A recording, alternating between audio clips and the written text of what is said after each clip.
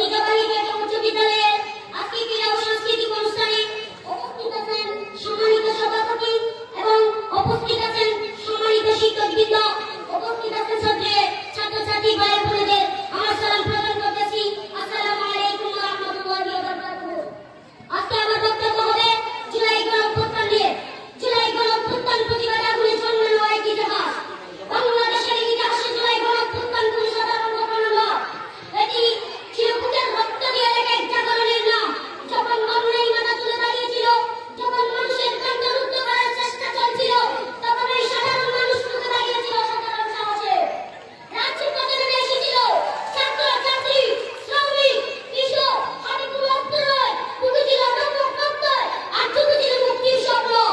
সেই জুলাইয়ের দিনগুলোতে রাজপথে বেঁচেছিল মানুষের স্লোগানে, বাতাস তাই হয়ে উঠেছিল প্রতিবাদ